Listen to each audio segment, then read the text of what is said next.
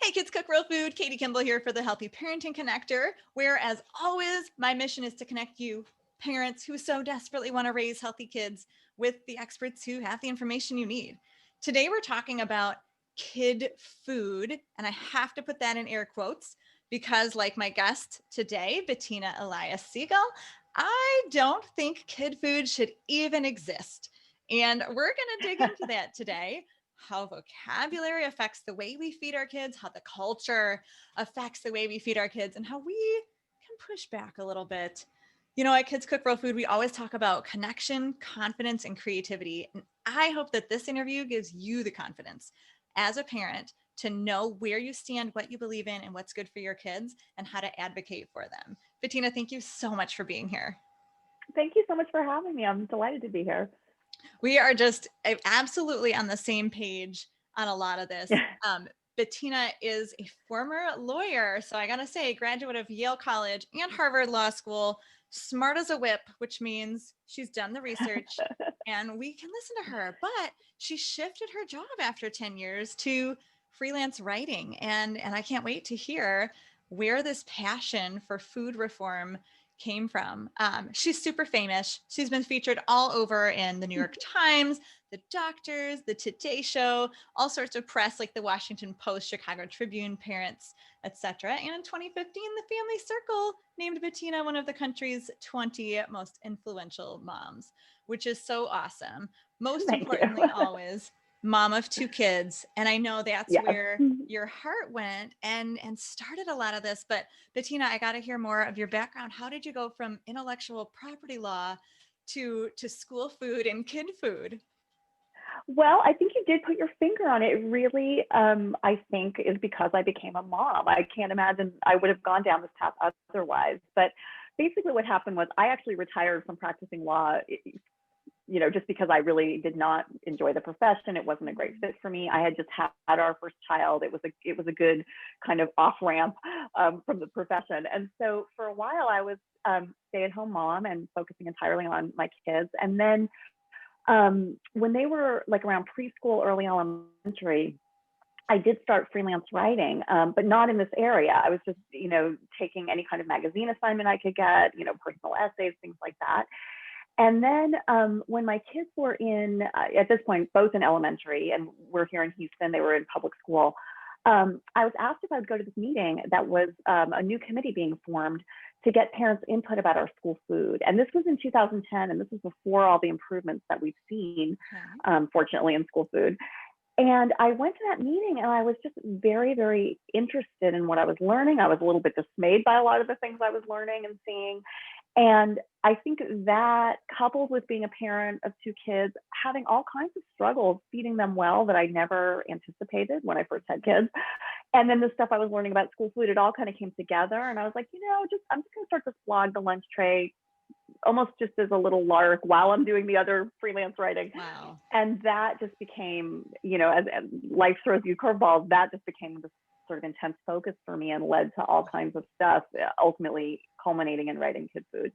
Wow. I would love to hear sort of personally, because I think we talk about like healthy eating journeys, on one end would be like ramen noodles, frozen pizza, McDonald's every day. The other end is like homemade sourdough and just like tons of food rules. And there's all sorts of places on the path in between.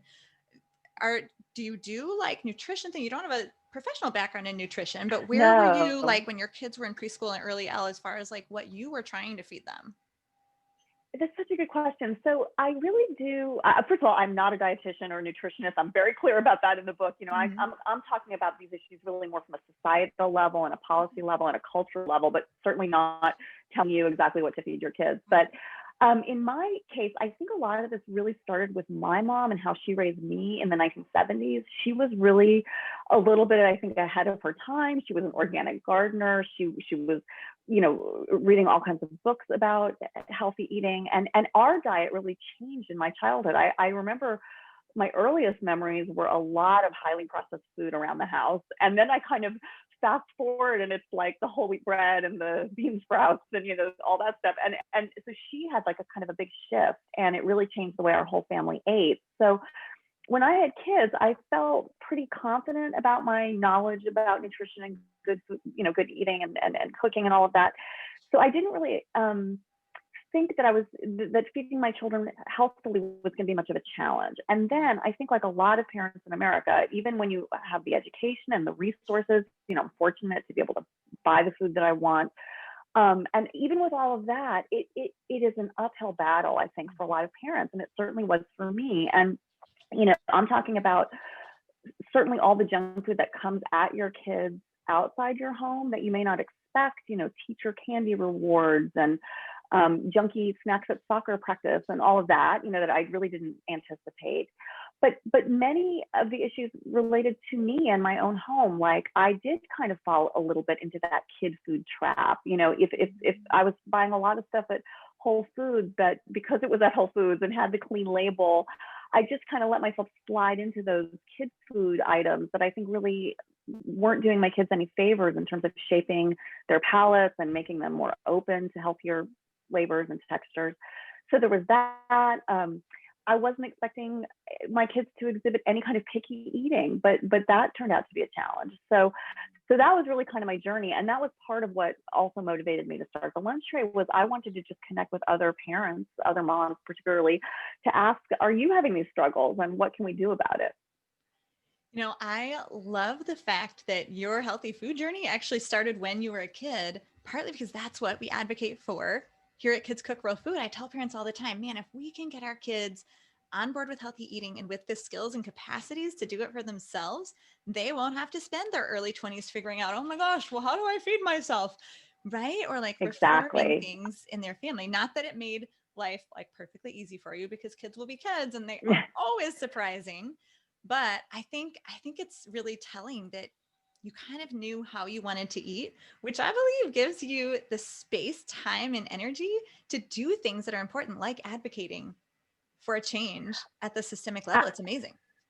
Absolutely. I completely agree. I think that, one of the things I talk about a lot in kid food is what can we do to empower kids, to get kids invested in their own healthy eating.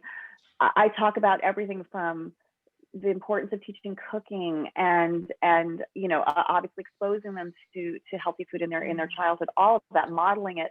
But I even talk about almost trying to, in many ways, immunize them against the food culture, and particularly like the influx of advertising and marketing that they're subject to, so that they can be somewhat insulated from those messages, or at least be able to analyze them more critically as they get older. Because again, there's so many forces in our culture and our society that push all of us away from healthier food.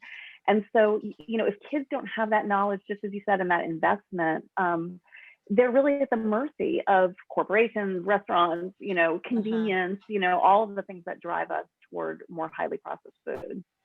For sure. And although you're known as a superstar with school lunch food in particular, Kid Food, the book, takes a little bit broader scope, which I like. And we're filming this in the midst of the global pandemic. And so never has there been a more strange time to even figure out what is school food. And like, kids aren't even going to school half the time. So I'm really Right. glad that Kid Food expands and address that. And I have to read what Alice Waters said. She's the founder of the Edible Schoolyard Project, huge name in the real food, world. She says, with meticulous research and easy conversational prose, Siegel makes an irrefutable case for changing the way we think about so-called kid food and why we must transform the broken food system that feeds our children. So let's define some things here. Bettina, what do you see as kid food as the world sees it, and then some of the shifts that you'd prefer to see us make, especially in our vocabulary? Well, so one challenge when I sat down to write the book is to define for myself, what do I mean by kid food? What are we talking about? And of course, I think any parent listening gets it. We're talking about these kind of cultural constructs that we have that are completely artificial. We've sort of hit on certain foods. They're beige, they're bland, they're cheesy, they're fried, that are kid food. And you see this, iterated in so many different contexts. Our school food menus, even though school food nutritionally may have moved forward a great deal, and that's wonderful. Often the menus are still reinforcing for kids the idea that these are their foods and they cannot break out of that, narrow box. Yeah, Certainly like more whole children. grains packaged as pizza, corn dogs, and tacos. Pizza, corn dogs, Exactly, tacos. right. So exactly. So great that it's more whole grains, but still you're kind of teaching kids a certain way of eating. And then the real trouble is they don't know that the pizza they're getting at school is whole wheat, predominantly whole wheat crust, or that the cheese might be, reduced fat or whatever. And then when they go to their corner pizza shop, they're just getting a message at school that pizza every day might be fine. So there's that. But I also, this is so fascinating. I wanted to know, how did we used to define kid food? Like, has this changed, So one thing that I examined in the first chapter of the book, which was really, I think, my favorite one to write, was about the history of the children's menu. And I very much am indebted to a historian who I talk about in the book, who really dove into the subject before me. But what was so interesting was when children's menus first appeared around the turn of the last century, I would have assumed that whatever was on those menus would have been kind of that day's equivalent of chicken nuggets and mac and cheese. In other words, whatever was considered kind of a treat and super palatable for kids, that's what they would have been serving. What I discovered was it was completely the opposite. The way moms used to view restaurant food was, it's very sophisticated, it's kind of spiced, in a sophisticated way, and not suitable for children. And so the way restaurateurs got them in the door was by saying, we're going to create this especially healthy menu for your kid, and that way you'll feel comfortable dining together with your child. And so it was so fascinating to see that kid food in the early 1900s was the complete exact opposite of how we think of it today. It was looking out for kids' health. We're going to give them foods with, this is, however you feel about this, this was the dietetic advice of the day: lots of dairy and vegetables and simple, bland foods. Just so different from if you walk today into a restaurant and look at a kid's menu. It's more, we just want to entertain kids, we want to please them, but we don't really care so much about their nutrition. Sure. When did the shift happen? So I think it really mirrors larger societal shifts, and this is maybe more than we can cover in the one answer, but I do talk about it in the book. I mean, I think it really mirrors the way the whole American way of eating changed in so many different ways. And I think also, I mean, this is something I talk about in the book too. I think we do need to think a little bit about our parenting style. That has changed, unequivocally, over generations. And while in many ways I think it's wonderful that we're not like authoritarian, you'll clean your plate kind of parents anymore, I do think the research shows very clearly parents, as a whole, have ceded a lot of control to children about what they eat. Like, we give kids a lot more say in our grocery shopping. We give kids a lot more say in what we put down on the dinner table. And the problem is, kids are not, they don't have the knowledge that we do. And so they're given the choice between pasta every night and something else, of course they're going to choose that. And so by giving kids so much autonomy, we may not be doing them a favor. And I think that also is one reason why children's menus have made the shift. Yeah. So we've talked about children's menus. You touched a little bit upon sort of packaged, processed kid food, all the fancy packaging, even at Whole Foods. Are there other places that we need to look out for so-called kid food? I mean, as I said, I really think it's so pervasive. I think we see it really in any context where kids are being fed. I think adults quite often fall back on those foods. Again, school menus is a great example, daycare menus, and I think they do it for so many reasons. They're not bad reasons. It's just that it all kind of adds up. And so our children's day is kind of shaped by this construct. And it can give them, as we're talking about, some troubling assumptions about what they're supposed to eat. There actually have been surveys. I cite in the book a survey. It actually took place in Canada, but there's no reason to think it would be different here, where they asked kids, what is kid food and what is adult food? And kid food was like all the things you'd imagine. And then adult food was things like fruits and vegetables and meat and fish. And that's terrible. We want kids to feel that the array of food is their food. We want them to sit and join us at the table, and we should all be eating the same thing. And, you know, as much as I like to focus on the positive, let's talk about the risk. What is the risk of allowing our kids to make perhaps too many choices when it comes to what they eat as they're just learning and buying into this cultural construct of kid food? Well, so another piece that I didn't mention is there especially when we're talking about packaged kid food, Hmm. a huge element of the marketing is this idea of like fun and entertainment and excitement. That's when you think about it. How is a kid's yogurt different from an adult yogurt, or how is a kid's frozen meal that different from an adult frozen meal? One issue is there tends to be more sugar when we're marketing Hmm. to kids, but really then after that it becomes all about the packaging, the marketing, the cartoon character. So we're sort of selling kids this notion that their food has to be this kind of like entertaining, exciting um, experience, Okay. which really is sapping the joy out of eating just healthy, delicious food, without those sort of externalities. But at any rate, I want to be really clear. It's not like I'm condemning pasta and chicken nuggets and tacos and corn dogs. Those are all foods that we can all enjoy in Uh-huh. moderation. What I'm really focusing on in the book, and I open the book with an introductory note to make this very clear. What I'm really concerned about is highly processed food, or what others call ultra processed food. Hmm. And I won't go into the specific definition, but we're really talking about food that has been taken to the far end of the processing spectrum. Processing can be drying food and cooking food, and peeling a carrot is processing. We're talking Right. about the stuff way at the other end of the spectrum. And if I had, made this case 10 years ago, it might have sounded like, oh, she's just kooky and is worried about words she can't pronounce in the ingredient list. There are now just a growing number of incredibly compelling studies showing a very clear correlation between diets high in ultra processed food and a whole host of diseases and obesity and those associated diseases. So that we may not fully understand the mechanisms, but it's very clear that too much of that highly processed food really does have a negative impact on our health. And so that's what we're concerned about. And that's why it could be, problematic to just throw open the pantry or throw open the supermarket and say to kids, here, what do you want? We certainly want to give kids choices, but it's important for parents to put some parameters around those choices. I love that. And thank you for calling out the research too, that there is research that highly processed food is causing disease, obesity, yes, but not just. Like I hear from a Not lot of just, parents who say, my kid doesn't have a weight problem. Doesn't really matter yet. But I'm sure you would say too, we're building one body. We got one body to work with here, and we're gonna have the same one when we're adults. exactly. I probably no one noticed this but me, but I literally don't use the word obesity in this book until chapter 7. And there are I love only it. like 10 chapters in the book, and that was a very conscious choice, because I don't want parents to approach this topic through the lens of obesity, because they'll do exactly what you just said, which is, well, my kid is lean, so I don't have to worry about this.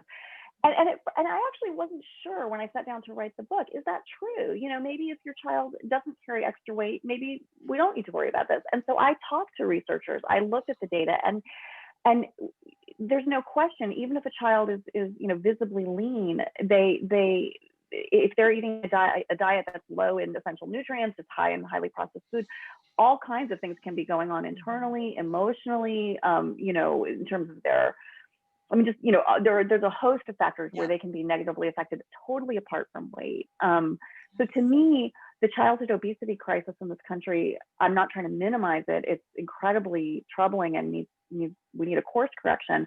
But I think that childhood obesity is a symptom of a much larger problem, which is that the diet of American children across the board is really surprisingly poor, given that we're in one of the wealthiest countries, on the planet. Mm, well said. Just want to let that one sit for Yeah, a minute. It's not always what we see on the outside. So exactly. you dug into a lot of data, talked to a lot of researchers, went into the history. What's one of the more, I mean, actually, you've talked about a few surprising things, but was there anything else that really popped up for you that you didn't see coming in the research? Well, one thing that did surprise me, and it does touch on what we just talked about, is how quickly the diet of American children kind of takes a nosedive. Like if you look at the Oh, data, their early diet tends to be pretty good. It's formula or breast milk, and then it's typically like fruit and vegetable purees and cereals. But it's almost like as soon as they kind of join us at the table, as soon as they start to get exposed to what we call the standard American diet, it's really surprising and troubling how quickly the dietary quality, we're talking writ large across the nation, how quickly it kind of takes a nosedive. And I cite some data that's just shocking, like in terms of, the most frequently eaten vegetable among, a certain age group of toddlers is like potato chips, that counts as a vegetable.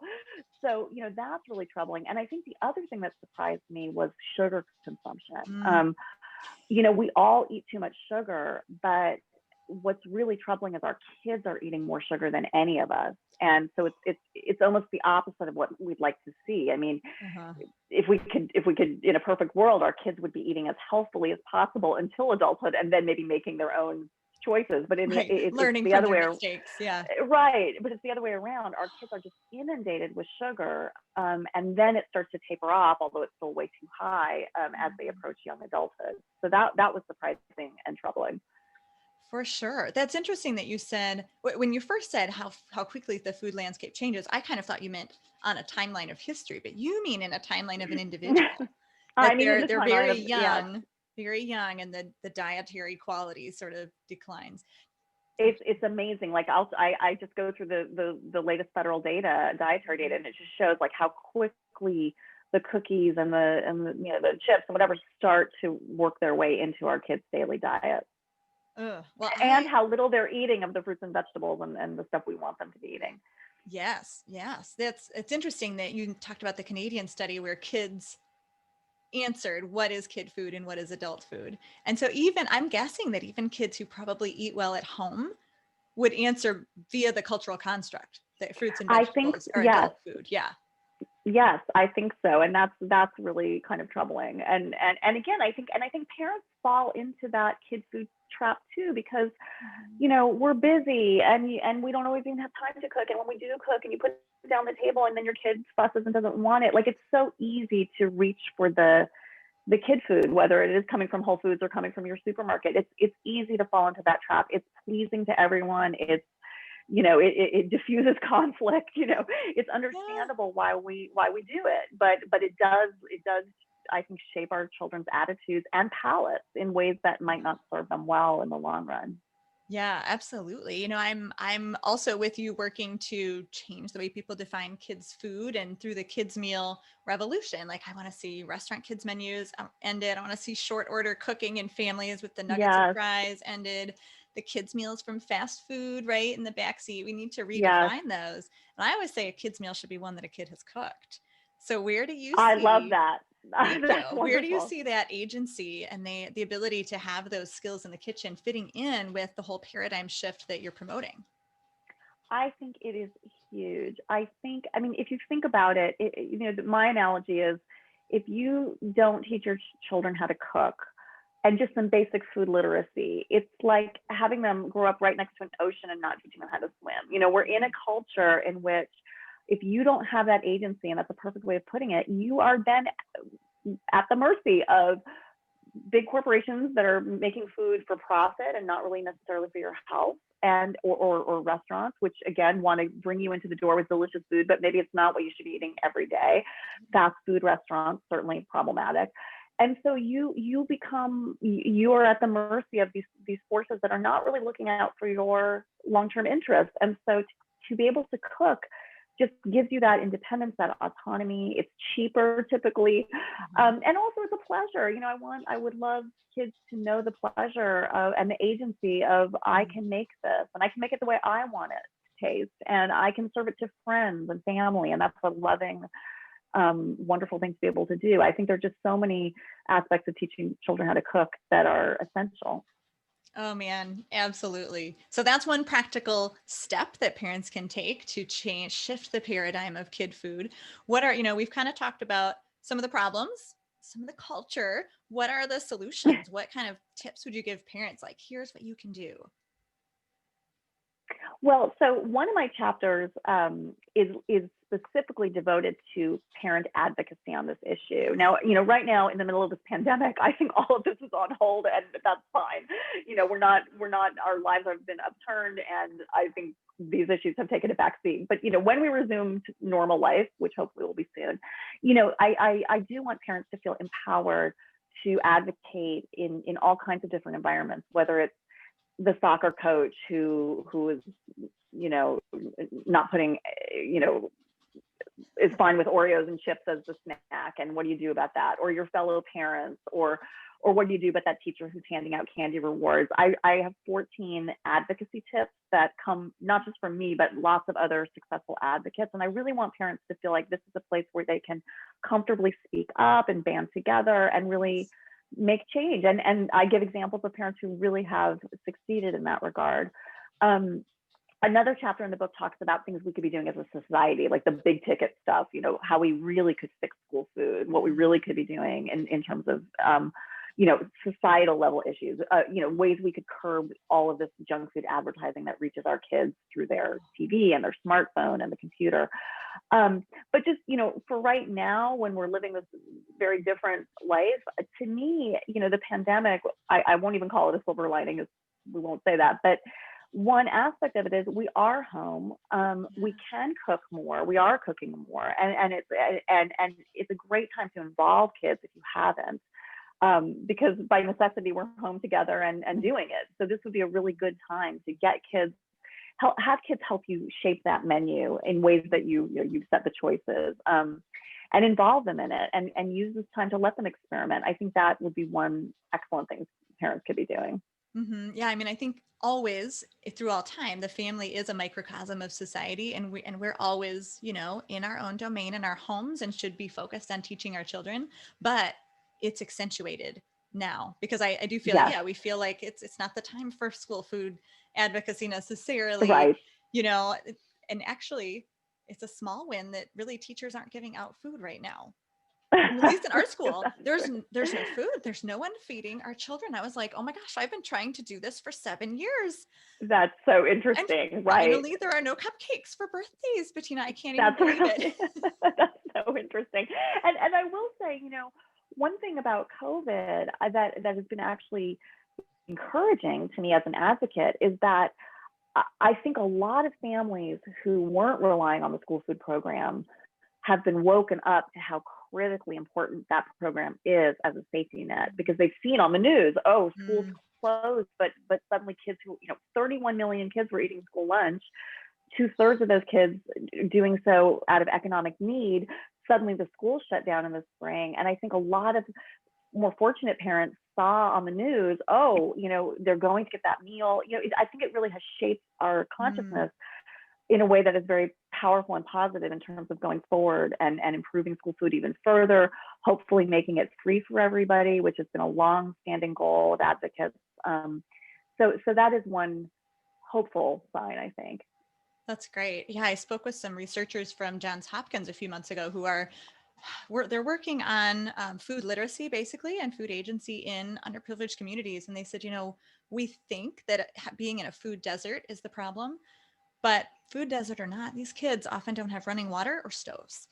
So you can give them all the food and all the knowledge you want, and they still don't have the tools they need to cook something at home. And my heart just breaks for those kids who are absolutely relying on breakfast and lunch at school. And as much as sometimes supper yes. supper too. There are supper programs in a lot of major cities and elsewhere. And right, it is a hugely important safety net. And again, while I do have one chapter on school food and talk about ways in which it falls short, it's still a tremendously important source of good solid nutrition for kids who really need it. Do you know in this, I mean, what I've noticed at least is with the food having to be so portable now, and so, it's all takeout, that actually the quality of nutrition seems to have decreased and the preservatives increased. Is that true across the country? I certainly have no data on that or anything like that. I'm like you, just seeing things anecdotally. I do, of course, for all kinds of obvious reasons, things have become grab and go, and and there's a premium, I think, on prepackaged stuff. And so I think for now, I feel like I'm just, all bets are off. We just want to get everyone fed, and then hopefully we can get back to, when life resumes normal, continue that push toward more scratch cooking in schools, which we really have been seeing, and it's very encouraging. And I think that's where we need to be headed. Good. Yes. And like I said, for now and beyond, focusing on our family is the first step, of course. Do you teach kids Absolutely. how to process the advertisements and like how to see the sneaky kid marketing at all?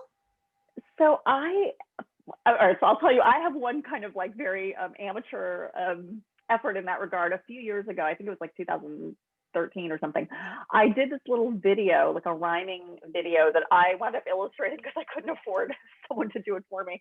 And it's on YouTube, and it's actually been viewed like 60,000 times now, I think, which is great. And it's a little video that's meant for young kids, like preschool, early elementary.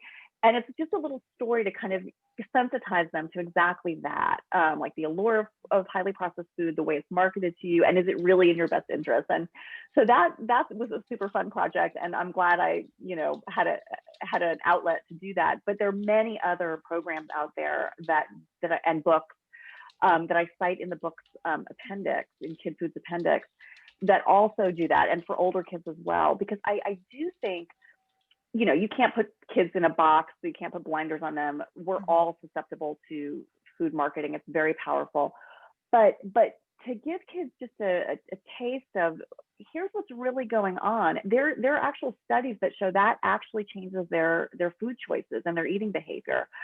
So I think that's actually a very promising avenue for advocacy and for sort of public service campaigns and that kind of thing. Because I think when kids clue in that they're being manipulated, especially older kids, they don't like that. It's the same way we have told them about tobacco companies.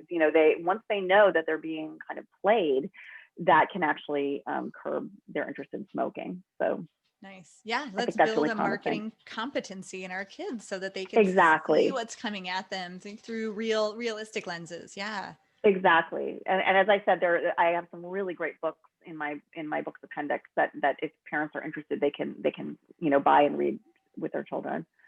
Fantastic. Well, we've had a beautiful journey here from how you got started and your passion and talking about the problems in the culture and then our practical solutions. I always love to leave parents with like one thing they can do today to feel like they've gotten a win. What would you say would be like step one within your household to change kid food? Well, I mean, I don't mean to be repetitive, but like one thing you could do today if you've never done it before, just to get kids in the kitchen, and get them helping you, I think is a super important win and not a hard thing to do. So that's one place to start for sure. No apologies for repetition on that one. I don't think parents can ever hear enough how important it is, because sometimes mentally it's hard, Yes, so I know for sure. Yes, and right. Sometimes you just got to get that meal on the table, and having your kid there can feel like it's slowing you down. And I totally get that. So it may not have to be today, but on a day that you can, spare the mental space to do it, it's such a gift to your kids and really fun. Mm-hmm. And I'll tell you, my tip that I always tell parents is that the worst time to have kids help in the kitchen is right before dinner. Yes. If they don't already have skills, because you're so stressed out. So finding a time like after they are well fed and happy, it's ironic, like let's make food after they've just eaten, but it's totally a game changer for just the attitudes that will happen in the kitchen. That is great advice. I had not heard that before, and I think that is excellent advice. Because when you're just desperate to get dinner on the table, that's not the time, I think, because you're stressed, they're hungry, and you want efficiency at that point. Yep, exactly. So that's when kids can help after they've been trained a few times with the full bellies. Yes, exactly. That's great advice. Wonderful. Well, the book is Kid Food, and it's going to challenge your brain. So happy that Bettina Siegel digs into the research. She digs into the stories. She's going to highlight some school districts that are doing things well, some families that are doing things well. And I think, it takes a village for this. Advocacy can't Yeah. ever be one person. We all need to be advocating. You know, we don't really order a lot from kids menus, and that's just one tiny step that my 9-year-old orders a full-size meal because it's generally better food in restaurants. And so it's just a tiny Right. vote with our dollars that we can make. And we'll definitely send people over to buy your book, to read the lunch tray blog, and to get involved both at the family level and the societal level and the school level with kid food, because it really is kind of that trifecta to make change. Yeah. So thank you so much, Bettina Siegel. Thank you And so much for having me. This was really a pleasure. good. And Healthy Parenting Connector listeners, I will see you again next week, where we will get you more involved in the kitchen, building connection, confidence, creativity in your kids, and helping you connect with experts in all different niches to help you raise those healthy, independent adults that I know are living in your house. See you next time.